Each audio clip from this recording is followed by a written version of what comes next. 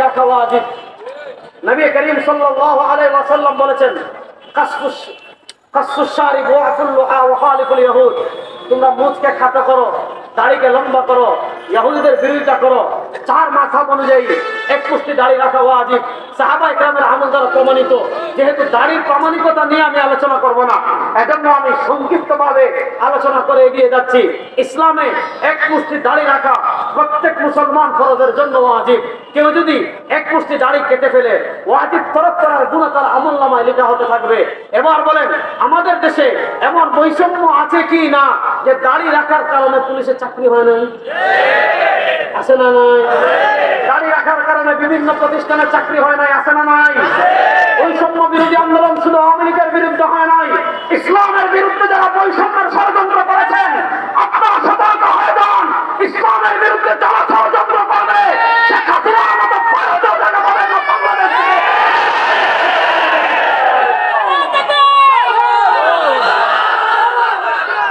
ভালো করে বুঝেন, আমাদের দেশে অনেক পুলিশ সদস্য আছে, দাড়ি রাখলে মনে করে এরা জঙ্গি।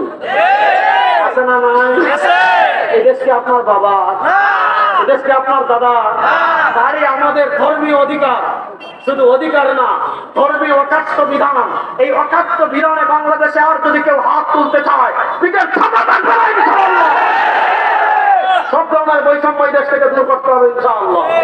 দেখেন, ইসলাম ধর্মের একটা গুরুত্বপূর্ণ বিধান মহিলাদের জন্য হিজাব। হিজাব করা প্রত্যেক মুসলমান প্রাপ্তবয়স্ক মহিলার জন্য ফরজে আইন। কোরআনের কত আয়াত আছে, কত দলিল আছে, সেদিকে আমি যাচ্ছি না। আছে না নাই? এটা নিয়ে আমার 2 পর্বের আলোচনা আছে, আপনারা শুনে নেবেন। এটা নিয়ে আমার 2টা পর্বের আলোচনা আছে, আপনারা শুনে নেবেন। সেখানে আমি পর্দা চেহারা কেন ঢেকে রাখতে হবে, চেহারা ঢেকে রাখা যে ফরজ, কোরআন এবং হাদিসের একাত্ম দলিল সেখানে দেখিয়েছি। দেখেন, আজকে আমি যে কথা বলেছিলাম, স্বাধীন বাংলাদেশের সবচেয়ে বেশি বৈষম্যের শিকার মুসলমানরা। আপনি দেখেন, আমার অনেক বোন আছে যারা হিজাব পরিধান করে। হিজাব পরিধান করার কারণে বিভিন্ন ভার্সিটিতে তাদেরকে লাঞ্ছিত করা হয়েছে, বিভিন্ন ভার্সিটিতে তাদেরকে ভর্তি করা হয় নাই, বিভিন্ন ভার্সিটিতে হিজাব নিয়ে কটূক্তি করা হয়েছে। এরকম প্রমাণ বাংলাদেশে আছে না নাই? যারা কটূক্তি করেছিলেন, যে মহাশয় বলেছিলেন হিজাব পড়লে ভার্সিটিতে আসার দরকার নাই, বাড়িতে থাকো, আপনারা কোন ইন্দুরের গর্ত পলায়ন করেছেন? একটু বের হয়ে আসেন, বাংলাদেশের মানুষ আপনাদেরকে অপ্যায়ন করার জন্য প্রস্তুত হয়ে আসেন। কোথায় পলাইছেন? আসেন। আমরা পরিষ্কার ভাষায় বলতে চাই, বাংলাদেশের সব ধর্মের লোকেরা থাকবে, বাংলাদেশের সব ধর্মের লোকেরা তাদের ধর্ম পালন করবে, আমাদের আপত্তি নাই। আমাদের কোন আপত্তি আছে? আপনারা বাংলাদেশের ইতিহাসে দেখতে পারবেন, হিন্দুরা দুর্গা পূজা পালন করছে আর মুসলমানরা বাধা দিয়েছে, এমন কোন উদাহরণ কেউ দেখাতে পারবে? ইসলাম বলে লাকুম দীনুকুম ওয়ালিয়া দীন। আমরা তাদেরকে ইসলামের দাওয়াত দিব, যদি ইসলাম গ্রহণ করে আলহামদুলিল্লাহ, আর ইসলাম যদি গ্রহণ না করে তারা তাদের ধর্ম নিয়ে থাকবে, আমরা আমাদের ধর্ম নিয়ে থাকবো। ইসলামের প্রশ্নে আমরা এক চুলও কাউকে ছাড় দেব না। ভালো করে বুঝেন, হিন্দুরা তাদের ধর্ম পালন করবে, তাদের অধিকার। বৌদ্ধরা তাদের ধর্ম পালন করবে, তাদের অধিকার। ইহুদিরা তাদের ধর্ম পালন করবে, তাদের অধিকার। খ্রিস্টানরা তাদের ধর্ম পালন করবে, তাদের অধিকার। মুসলমানরা তাদের ধর্ম পালন করবে, তাদের অধিকার।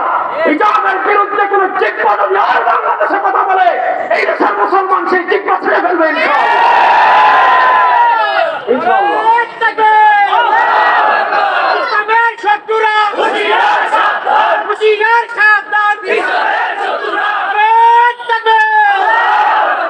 আপনারা ভালো করে বুঝেন, আজকে আমরা বৈষম্যের কথা বলি। আপনি নাটকে আপনারা দেখেছেন, তাদের চেতনা একটাই, মুক্তিযুদ্ধ। আপনি দেখেছেন নাটকে মুক্তিযুদ্ধের চেতনার কথা বলে দাড়িকে, টুপিকে, পাঞ্জাবিকে, জামাকে কটাক্ষ করা হয় নাই। আপনি দেখেন 1971 সালে রাজাকার কারা ছিল, এটা বুঝতে হইলে খুব সহজ।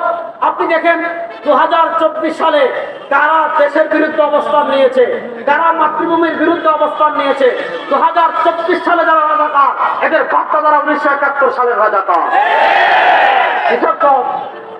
আপনি যদি 1971 নাও পান, যেমন আমি নাও আমরা দেখি নাই, আমাদের জন্ম তো আর অনেক পরে। 1971 রাজাকার কারা ছিল কেমনে বুঝবেন? দেখেন 2024 সালে সারা দেশ যখন একটু ঐক্যবদ্ধ হয়ে গিয়েছিল, ওই সময় কারা ভারতের দালালি করেছে, ওই সময় কারা রড দালালি করেছে, ওই সময় কারা তাদের দালালি করেছে, যারা আমাদের দেশে প্রমাণ করে আশ্রয় নিয়েছে, এরাই ভারতের রাজাকার। এই কথা ভালো করে বুঝবেন। সুতরাং সব ধরনের বৈষম্য এই বাংলাদেশ থেকে দূর হোক, এটা আমরা চাই কি চাই না? আর আমাদের আরেকটা ঈমান, যেহেতু রবিউল আউয়াল মাস আসছে, আমি মূল বিষয়ে চলে যাচ্ছি। রাসূলুল্লাহ সাল্লাল্লাহু আলাইহি ওয়াসাল্লামের মহব্বত আমাদের ঈমান। বলেন, রাসূলুল্লাহ সাল্লাল্লাহু মহব্বত আমাদের ঈমান। কথা হয় না রে। রাসূলুল্লাহ সাল্লাল্লাহু মহব্বত আমাদের ঈমান। বলেন, রাসূলুল্লাহ সাল্লাল্লাহু মহব্বত আমাদের হৃদয়ে আছে না নাই?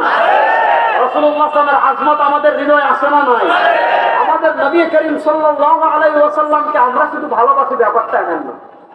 আমরা যেমন রাসূলুল্লাহ সাল্লাল্লাহু ভালোবাসি, রাসূলুল্লাহ সাল্লাল্লাহু আমাদেরকেও তার চেয়ে বেশি ভালোবাসতেন। কতটুকু ভালোবাসতেন এগুলো কত হাদিস আছে, কত হাদিস শোনাবো। আমার সময় তো কম, বুঝছেন? ইসলামী আন্দোলন আর মুজাহিদ কমিটির মাহফিলে সবচেয়ে বড়